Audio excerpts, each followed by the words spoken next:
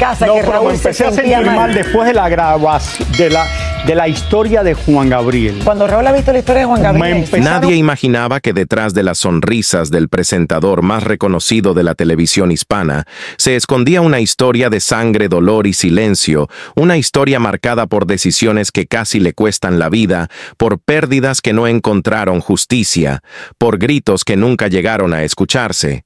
Raúl de Molina cayó al suelo de su casa, envuelto en un charco de su propia sangre, sus manos temblaban. Su visión se nublaba, su respiración se volvía cada vez más débil, mientras su hija gritaba desesperada al otro lado del teléfono pidiendo ayuda. Esa noche no fue solo una emergencia médica, fue el detonante de una confesión brutal que durante años intentó enterrar muy dentro de sí, pero que ahora regresa como un monstruo al que ya no puede seguir huyendo su cuerpo. Estaba colapsando, pero su mente retrocedía a la noche más oscura de su vida, aquella en la que perdió a sus dos hijos gemelos, un niño y una niña que nacieron perfectamente formados, pero no sobrevivieron a un procedimiento médico. Rutinario su esposa Milly, destrozada su hogar convertido en un mausoleo, su alma quebrada sin ruido, sin juicio, sin demanda, sin venganza, solo con el peso eterno de lo que pudo ser. Y no fue esa tragedia, selló un silencio que lo acompañó durante décadas, hasta que llegó Mía, su hija, inesperada su salvación, su razón para continuar, y fue ella quien semanas atrás volvió a salvarlo cuando su cuerpo empezó a rendirse, después de una cirugía estética aparentemente inofensiva. Lo que parecía una decisión estética superficial, terminó siendo una sentencia de muerte lenta, drenajes, sangre, suturas, oxígeno, miedo, un miedo que volvió con más fuerza que nunca, y con él, los recuerdos, los errores, los rumores, los cuestionamientos, las voces en Internet, que por años lo han acusado, lo han señalado, lo han reducido a una caricatura de sí mismo, sin saber que detrás del personaje hay un hombre que ha tenido que enterrar más que secretos. Hay un momento exacto en el que todo cambia, cuando ya no puedes fingir más, cuando entiendes que tu vida estuvo a segundos de apagarse frente a los ojos de tu propia hija, cuando cada palabra que no dijiste se convierte en un grito interno, cuando la televisión, las luces, los aplausos se vuelven insignificantes frente a la fragilidad de tu existencia. Hoy Raúl de Molina no puede callar más, no porque quiera protagonismo, no porque busque compasión, sino porque ha entendido que hay verdades que no se pueden enterrar eternamente. Ha sobrevivido a la muerte, a la culpa, a la presión implacable de un medio que devora, sin preguntar, ha vuelto del abismo una y otra vez, y lo ha hecho con el cuerpo marcado y el corazón roto. Y quizás, solo quizás sea hora de que todos dejemos de mirar al gordo para empezar a ver al hombre que sangró por dentro durante años sin que nadie lo notara. La imagen que el público conoce está tan lejos de la realidad como la luz de las sombras. Porque detrás del hombre que durante años hizo reír a millones con su carisma y su estilo, hay un niño marcado por el exilio, una juventud quebrada por la ausencia y una vida entera forjada entre sacrificios silenciosos y decisiones que dejaron cicatrices imborrables. Raúl de Molina nació en una Cuba donde pensar diferente se pagaba con años de encierro. Su padre, capitán de la Marina acusado de colaborar con la CIA, fue condenado a 23 años de prisión política, mientras su madre luchaba sola por mantener la cordura en un país que se desmoronaba alrededor suyo. Él apenas era un niño. Cuando fue arrancado de su tierra junto a ella, lograron escapar a Madrid, donde sobrevivieron durante 6 años antes de comenzar una nueva vida en Miami. Pero el precio fue altísimo. No volvió a ver a su padre hasta 2 décadas después, cuando ya era un hombre adulto, y esa herida, esa ausencia, ese silencio entre rejas quedó grabado para siempre en su memoria más profunda. Después llegó la televisión, la fama, los reflectores, y con ellos una lucha constante contra su propio cuerpo y sus propios miedos. La obesidad lo persiguió como una sombra durante años, hasta que un día su espalda gritó lo que su alma callaba. Tenía cáncer en el riñón. Los doctores fueron claros: operarse con ese peso era una sentencia, así que bajó 30 libras en 3 meses por puro instinto de supervivencia y logró sobrevivir una vez más. Pero esa no fue la única vez que desafió a la muerte, porque cada paso que daba frente a cámara era también un paso contra el juicio, el prejuicio, la presión constante de un medio que nunca perdona el paso del tiempo ni los errores humanos. Muchos creen que lo suyo son los chismes, las bromas, los trajes llamativos, pero pocos saben que su verdadera obsesión es el arte, la belleza, la historia oculta detrás de cada reloj, detrás de cada obra que cuelga en las paredes de su apartamento en el piso 37 con vistas a una ciudad que lo vio renacer y que también fue testigo de sus noches más oscuras. Su colección de relojes empezó con un Rolex barato en el 79, hoy posee piezas que superan los $30,000. Pero no es el precio lo que lo obsesiona, es el tiempo. El tiempo que perdió, el que luchó por recuperar, el que se escapó entre hospitales y funerales, entre aplausos y lágrimas. Su casa es un museo íntimo, donde cada objeto tiene un significado profundo. Obras del hombre invisible, Liu Bolin. Piezas que desafían la percepción, que lo obligan a ver más allá, igual que él mismo ha tenido que hacerlo toda su vida. Pero entre todas sus colecciones, la más valiosa tiene nombre propio: Millie, la mujer que conoció en una fiesta de Año Nuevo cuando aún tenía otra relación. La mujer que lo miró durante unas horas y le cambió la vida por completo con ella.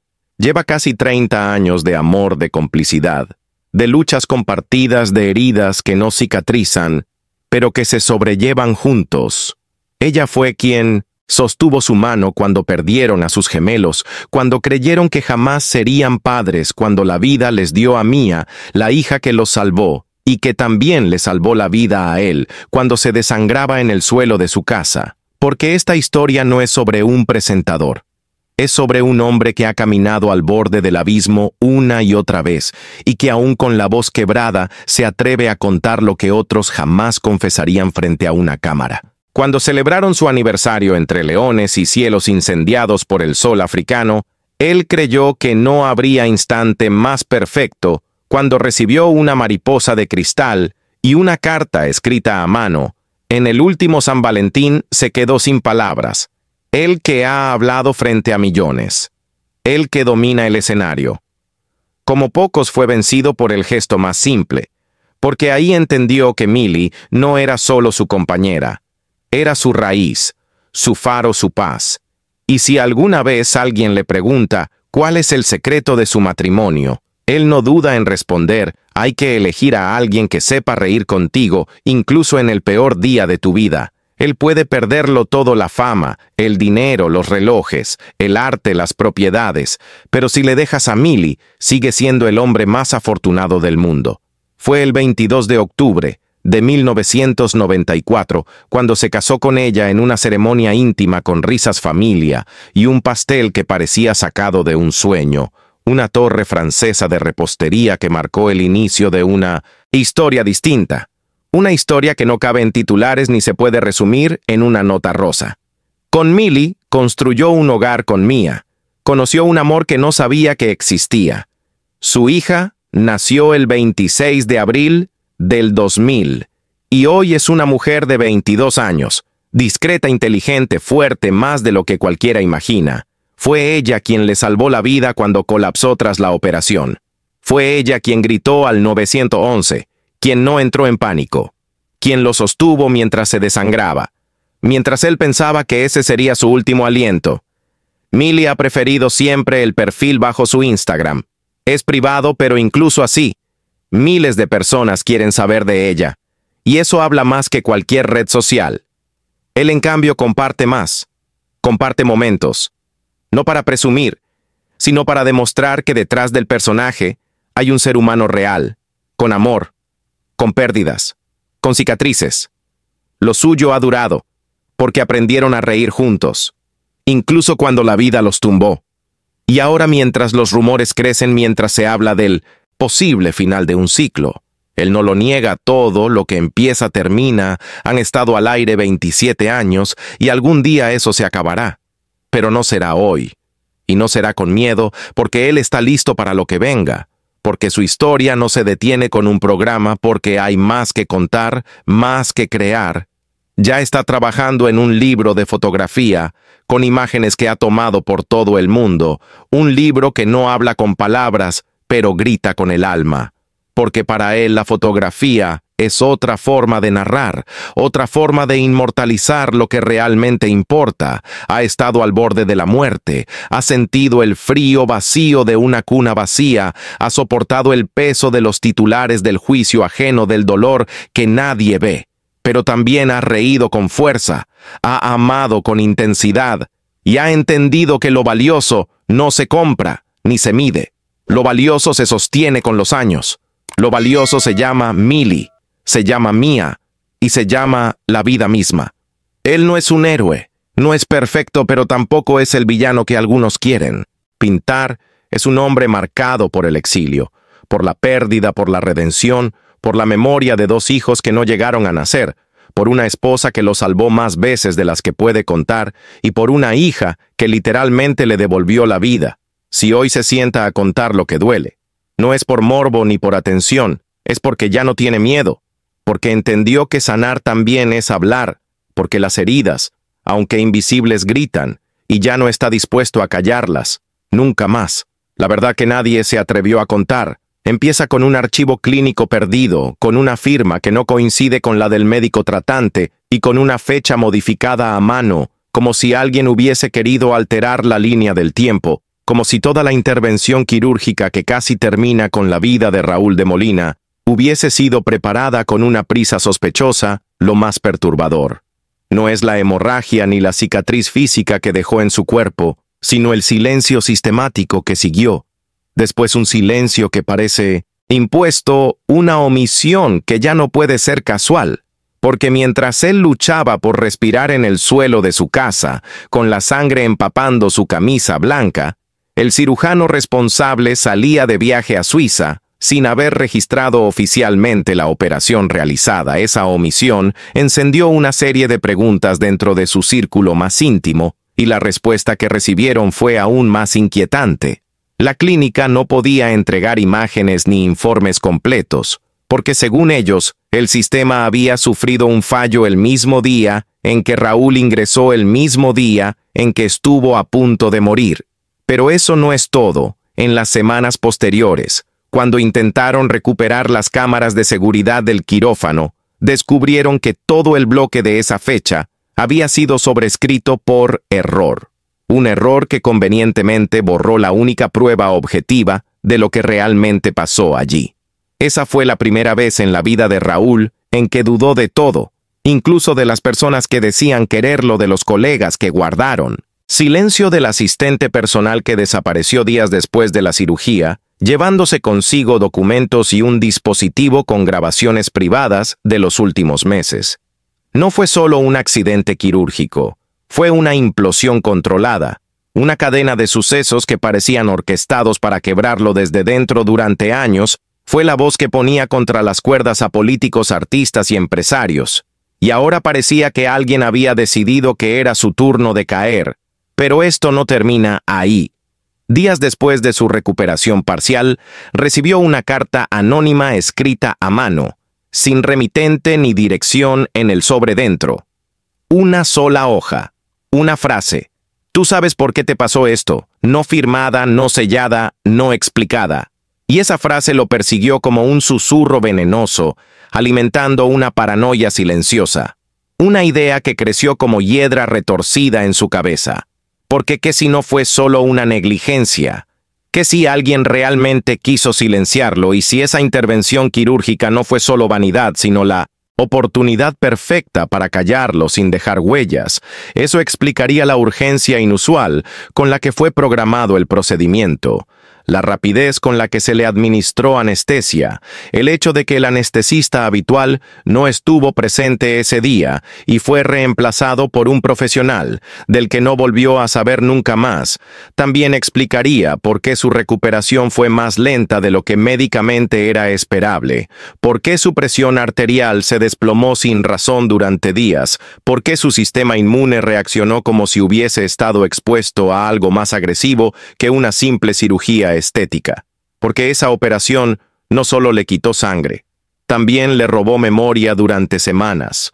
No pudo recordar detalles claves, olvidó conversaciones, rostros, nombres, incluso parte de los últimos episodios grabados antes de su ausencia forzada, y cuando finalmente volvió a sentarse frente a las cámaras, ya no era el mismo. Su mirada tenía una sombra nueva, su risa una pausa imperceptible.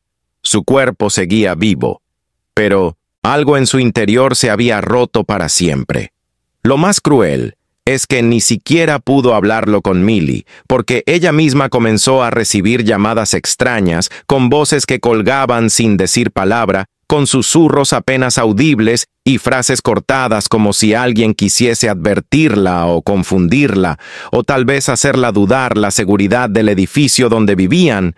Registró movimientos no autorizados en su piso 37, la madrugada posterior al colapso, cuando Mia dormía sola en su habitación, sin notar que alguien había intentado abrir la puerta principal con una copia de la llave que no debía existir. La cerradura no fue forzada. Simplemente, no respondió como si hubiese sido programada para aceptar una entrada específica a una hora exacta, y sin embargo no se llevaron nada. No había robos, no había desorden, solo una taza fuera de lugar, una ventana ligeramente entreabierta, un perfume extraño flotando en el aire, y entonces lo entendió. No querían robarle, querían asustarlo, querían decirle lo estamos observando desde entonces. Raúl dejó de dormir tranquilo. Cada sombra se convirtió en amenaza, cada ruido en un presagio, cada rostro nuevo en su entorno le parecía un mensajero de algo mucho más oscuro. Porque cuando uno ha estado tan cerca de la muerte y empieza a ver patrones ocultos donde antes solo veía rutina, ya no puede volver a mirar el mundo con los mismos ojos. Algo cambió para siempre, y ahora sabe que su historia apenas comienza, que lo que vivió no fue un final, sino el inicio de una verdad que tarde o temprano tendrá que salir a la luz, con nombres, con fechas, con consecuencias, porque aunque nadie más lo diga, él lo sintió en la piel, lo olió en su sangre, lo escuchó en ese último susurro, antes de desvanecerse cuando creyó que se iba, lo escuchó. Claro, tú sabes por qué te pasó esto. Y en ese instante comprendió que aquello que había querido enterrar en el pasado jamás había sido olvidado, que lo que sucedió esa noche hace casi 20 años en una habitación de hotel en Nueva York seguía teniendo ecos en el presente. Una noche que había sido sellada por el miedo por los contratos de confidencialidad y por la promesa desesperada de no hablar jamás, una noche en la que una figura poderosa del mundo del entretenimiento le hizo una oferta que él rechazó. Una oferta que no solo incluía dinero, sino algo mucho más sucio, mucho más peligroso: acceso, protección, inmunidad, a cambio de silencio, a cambio de mirar hacia otro lado. Y cuando él se negó, empezaron las grietas, las amenazas disfrazadas de bromas, los proyectos que misteriosamente se cancelaban, las campañas en su contra, los rumores sembrados con precisión quirúrgica, y ahora, después de tantos años, creyó que aquello había quedado atrás. Pero no. Ese susurro fue una advertencia. Fue un recordatorio de que los pactos rotos siempre tienen precio. Por eso, tras su recuperación, comenzó a revisar todo lo que había ignorado: los correos archivados, las llamadas perdidas, las notas deslizadas bajo su puerta. Descubrió que durante al menos 6 meses antes de su operación, había sido vigilado no por un fan obsesionado ni por paparazzi, sino por una red más sofisticada que sabía sus rutas, su rutina, sus puntos vulnerables. Encontró un micrófono oculto detrás de un cuadro en su oficina.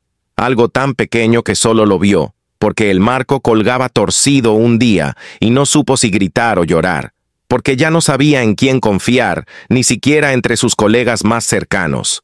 Y esa angustia, esa desconfianza, lo empujó a volver sobre antiguos nombres antiguos, rostros, uno por uno, fue conectando los puntos y descubrió que 3 de las personas que más impulsaron su carrera en los 90, hoy estaban desaparecidas.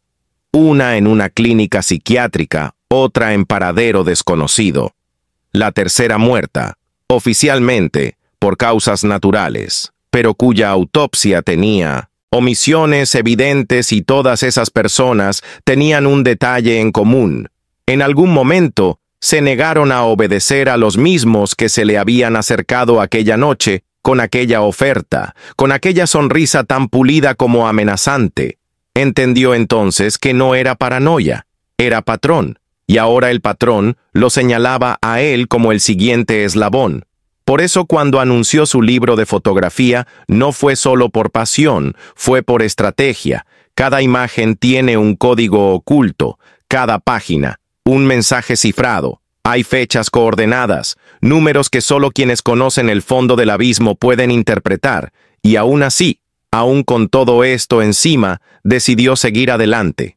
Porque si algo le enseñó la muerte de sus gemelos, el cáncer, la traición, la sangre en su pecho, es que hay cosas que valen más que la seguridad personal.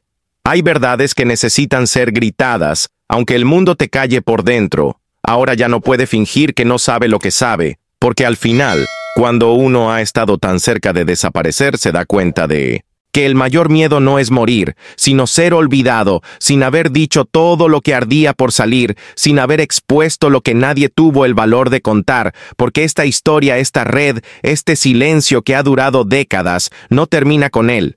Él fue solo un testigo que sobrevivió lo suficiente para volver con ojos distintos. Y ahora lo único que lo sostiene no es la fama, no es el dinero, no es el cariño del público, es la urgencia brutal de hablar antes de que sea demasiado tarde, porque él sabe que lo están observando. Lo siente cada vez que su teléfono se enciende sin razón, cada vez que su cuenta bancaria muestra movimientos extraños, cada vez que escucha pasos en el pasillo cuando ya todos deberían estar dormidos. Y por eso graba, por eso escribe, por eso cuenta, no para vengarse, sino para que nadie diga que no fue advertido. Porque el juego comenzó hace mucho, y ya no hay vuelta atrás. Y cuando finalmente se atrevió a hablar con Millie, a contarle todo, a mostrarle los documentos, las fotos, las coincidencias, los silencios, ella no dijo una palabra, solo lo miró con los ojos llenos de una verdad que él no había querido aceptar durante años. Ella también lo sabía. Ella también había recibido señales, llamadas, miradas, cartas sin firmar. Ella también había visto el patrón crecer desde las sombras, y había callado para protegerlo, para no romper la estabilidad que tanto les costó construir, y fue en ese instante cuando comprendieron que ya no estaban luchando solo por él, o por su carrera, sino por algo mucho más profundo, por el derecho a mirar atrás, sin miedo por la posibilidad de dejar una verdad documentada, antes de que los borren. Antes de que alguien decida que ya no es útil, que ya no hace reír, que ya no puede ser manipulado. Por eso se encerraron durante semanas en su apartamento de Brickell, borraron todas las cuentas conectadas, cambiaron teléfonos, usaron líneas encriptadas, rastrearon todo lo que quedaba de aquella noche en Nueva York y encontraron algo que nunca esperaron entre los archivos de una cámara vieja olvidada. En una caja marcada como recuerdos de boda, había un casete mini DV con la fecha exacta de esa noche, una grabación accidental, o tal vez un descuido de alguien que pensó que jamás sería vista. Pero ahí estaba la prueba, una conversación breve en un pasillo, un intercambio de nombres, un apretón de manos, una promesa dicha en voz baja, que heló la sangre de Raúl al escucharla porque implicaba no solo a figuras de la televisión, sino también a personas con vínculos en política, en banca, en corporaciones multinacionales. Y lo más aterrador era que varios de esos nombres hoy ocupaban cargos de poder, de influencia, de control. Lo que parecía un recuerdo aislado de una noche extraña se revelaba como la punta de una maquinaria silenciosa, capaz de aplastar a quien se interpusiera. Por eso decidieron no acudir a la policía porque ya no confiaban en nadie. Optaron por otra vía. Crearon una réplica digital cifrada del contenido del casete. Y cuando todo esté dicho, cuando ya no queden máscaras ni luces ni aplausos falsos, solo quedará la verdad. Esa verdad que sangra, que duele, pero también libera. Y si después de todo lo que has escuchado, todavía crees que esto fue solo una historia de televisión, entonces nunca estuviste realmente mirando, pero si algo dentro de ti se movió, si alguna sombra te pareció familiar, entonces quédate, porque lo que viene no será entretenimiento, será revelación, será juicio, será final. Suscríbete ahora y no apartes la vista, porque lo que está por explotar cambiará para siempre la forma en que ves el mundo.